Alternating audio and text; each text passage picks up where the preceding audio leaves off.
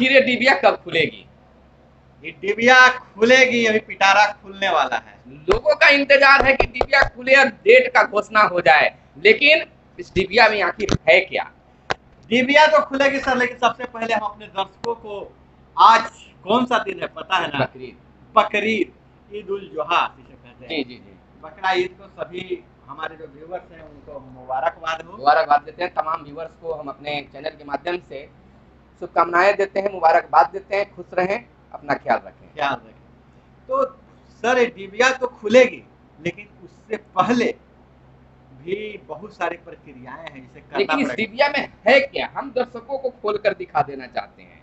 डिबिया खोला जाए सर। इस डिबिया में आखिर है क्या, वही चीज निर्वाचन आयोग के पास में अभी है। है। इस डिबिया में हम भी नहीं जान रहे कि क्या है, लेकिन दिखा देते हैं कि आखिर इस डिबिया में है क्या।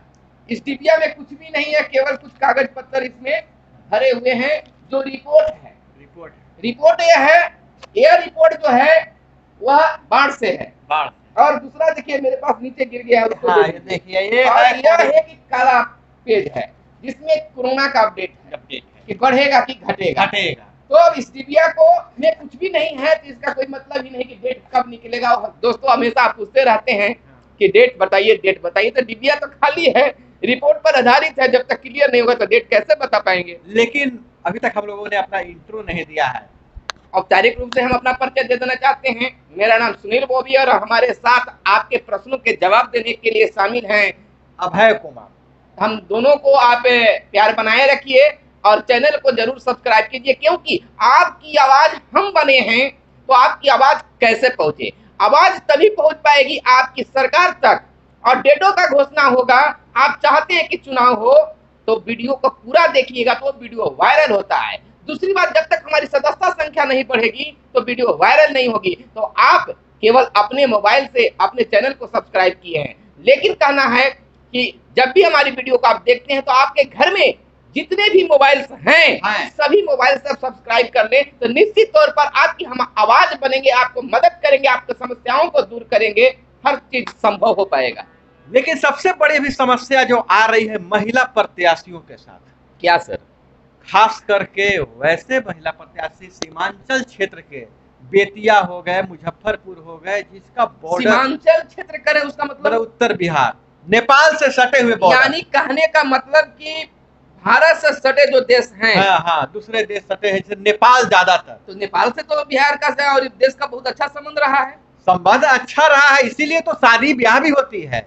और एक मतलब समझिए कि देश स्तर पर बिहार में भी ये समस्या है कि जो भी महिला हैं जी, उनका अब जाति प्रमाण पत्र जी अपने ससुराल से नहीं बन रहा है। हाँ, नहीं, ससुराल से अगर बिहार के ही निवासी हैं, ससुराल भी बिहार में है, तो कुछ समस्या के साथ बन जा रही है। लेकिन जिनका जो मायका नेपाल में है, पड़ोसी देश नेपाल में है, और वर्षों से यहाँ रह रहे हैं, बहुत लोग तो ऐसे हैं कि बाल बच्चे सब बड़े बड़े हो गए हैं, और पिछले जो चुनाव था, आम चुनाव में वो चुनाव जीतकर मुखिया वार्ड सदस्य बन चुके थे। लेकिन इस बार दोस्तों बहुत सारे व्यूअर्स ने मुझे फोन किया है, खास करके मैं एक नाम लेना चाहूंगा, बेतिया के मुकेश जी का।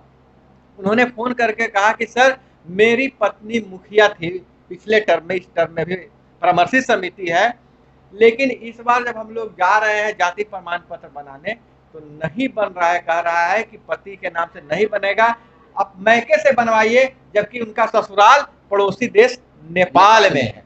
ऐसी परिस्थिति में उनका जो जाति प्रमाण पत्र बन नहीं रहा है, तो आरक्षण का लाभ मिलेगा कैसे? तो एकदम कंफर्म है कि कैसे मिल पाएगा। तो यह तो समस्या मैंने सरकार ही सोल्व कर सकती है। बिल्कुल। लेकिन आप अपने स्तर से क्या प्रयास किए हैं सर? मैं अपने स्तर से वहाँ के सीईओ से मैंने बात किया, मुकेश जी से मैंने नंबर लिया था, सीईओ से बात किया। सीईओ शायद ज्यादा व्यस्त थे, उनको ज्यादा इस बारे में जानकारी ही नहीं है। जी। तो सुनील जी, मैंने सोचा कि क्यों ना वहाँ के जनप्रतिनिधियों से बात की जाए। तो मैंने फोन लगाया वाल्मीकि नगर के सांसद सुनील कुमार के पास। जी। उन्होंने मेरी बातों को सुनी। अब आश्चर्य की बात है कि उन्हें भी पूरी तरह से यह परेशानी के बारे में पता नहीं था। तो दर्शकों, आपसे गुजारिश है, अगर आप इस परेशानी से गुजरते हैं तो अपने विधायक, अपने सांसद को भी जानकारी दीजिए।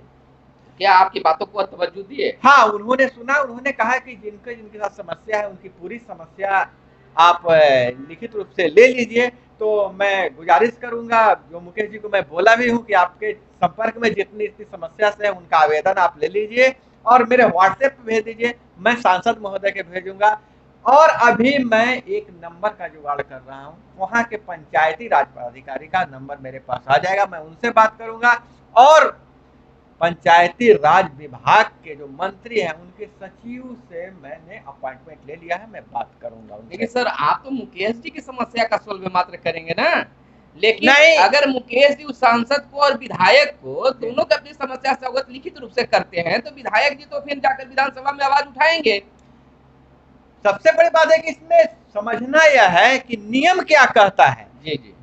क्या जो विदेश से ब्याह के यहाँ आई है उनको आरक्षण का लाभ मिलेगा कि नहीं मिलेगा?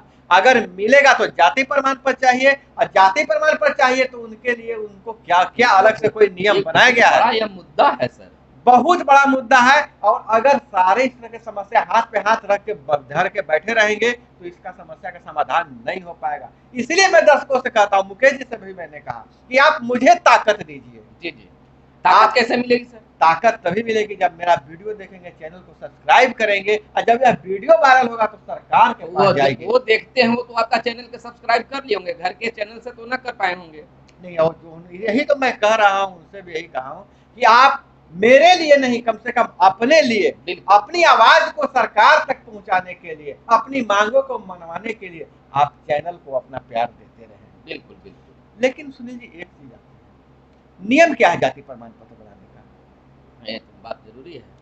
नियम तो जाति प्रमाण पत्र बनाने का यही है कि जो जहाँ मायके है, चाहे पिता के नाम से आप आधार कार्ड उनका देके, और आपके जो राजस्व कर्मचारी हैं वो लिख देते हैं कि फलाना व्यक्ति फलाने जाति का है। लेकिन जहां तक मुझे पता है, शायद आपको भी पता होगा, पिछले जाति निर्गत जाति प्रमाण पत्र के आधार पर नया जाति प्रमाण पत्र भी निर्गत हो सकता है। इस नियम के बारे में मैं बहुत ज्यादा नहीं जानता हूं, लेकिन आपको कुछ जानकारी है तो बताइए। इसमें तो देखिए सरकार कुछ सोच समझ कर ही बदलाव किया है, क्योंकि माता पिता के आधार पर ही जाति का अवस्था बताई जा सकती है। हाँ बिल्कुल, जैसे होता है ना कि कोई ऊंची जाति की लड़की है, नीची जाति ऊंची जाति की बात नहीं है। मान लीजिए कि बैकवर्ड क्लास के ही हैं, उसमें कई जातियां आती है, तो उसमें दूसरे जात से भी कर लेते तो उसके आधार पर तो बन नहीं पाएगा। लेकिन अगर माता पिता के आधार पर बनाया जाए तो ठीक ठाक से जाति का आ जा सकता है, लेकिन वहां पर भी बात हो जाएगा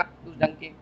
लेकिन सर अगर बात किया जाए तो अगर शादी विदेश में हुई है, ये तो समस्या है। और नेपाल एक ऐसा देश है जो भारत की तरह वहाँ भी जाति व्यवस्था है, तो वहाँ भी तो जाति है। और मुझे बिहार में जहाँ तक ज्यादातर यही है कि शादियां जो होती है तो जाति में ही होती है, गैर जाति के लिए मतलब उसी के लिए अंतर जातीय के लिए ही मतलब ये नियम भी लगाया गया है कि कोई आरक्षण का लाभ लेने के लिए तो शादी तो नहीं कर रहा है। जी जी बिल्कुल। तो ऐसी परिस्थिति में जब नेपाल सरकार जाति प्रमाण पत्र निर्गत करेगी तो नहीं, क्योंकि शादी हो गया है भारत में। अब भारत सरकार कह रही है कि माता पिता के घर से जाति बनवा के लाओ, तो सर क्या होगा, कैसे होगा? इसके लिए तो लगना पड़ेगा, लोगों को, अपने नजदीकी प्रतिनिधियों को इसकी जानकारी देनी होगी और सरकार तक बात पहुंचानी होगी। यह गंभीर मैटर कह सकते हैं, बहुत गंभीर मैटर है, क्योंकि लोग बहुत, अगर इस पर अगर सोचा नहीं गया तो बहुत लोग चाह कर भी वो चुनाव नहीं लड़ पाएंगे, है कि नहीं?